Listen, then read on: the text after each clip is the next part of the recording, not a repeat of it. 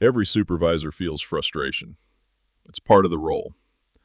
You're balancing guests, your team, expectations from above, and pressure from every direction. And there are moments, many moments, where things don't go the way they should. The question is not whether you feel frustration. The question is what you do with it.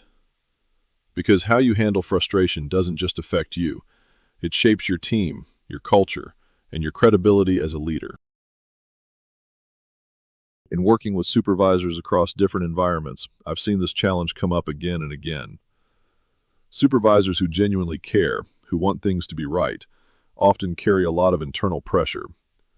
And when that pressure builds, it looks for an outlet. Sometimes it shows up as venting to peers. Sometimes it shows up as quiet frustration. Sometimes it shows up in tone, body language, or short conversations with the team. What separates strong leaders is not that they avoid frustration, it's that they learn how to manage it and redirect it into something productive. Let's be honest, venting feels good in the moment. It gives you a release. It lets you say what you're thinking. It helps you feel heard. But it doesn't solve anything. In fact, it often keeps you stuck. Because instead of moving toward a solution, you stay focused on the problem, and sometimes even reinforce it. And over time, if this becomes a habit, your team will notice. Not just what you say, but how you show up. Your team is paying attention, more than you think. They notice your tone. They notice your reactions. They notice who you talk to and how you talk about others.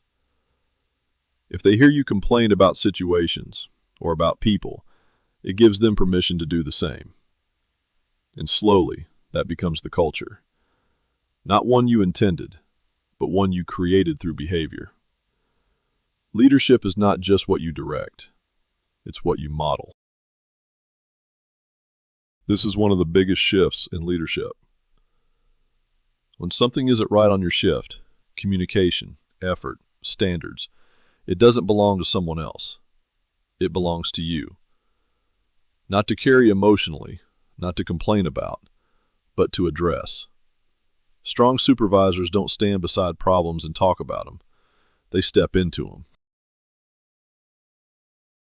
Instead of venting, pause and redirect. Ask yourself, what needs to change here? What does this person need from me?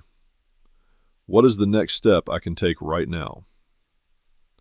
This is where leadership begins. Because now, instead of reacting, you are moving forward. You are creating clarity. You are providing direction. You are leading. You will feel frustration. That's part of the job. But strong supervisors don't spread it. They don't let it define their behavior. They take that energy and turn it into action. Because leadership is not about what you feel. It's about what you do with it.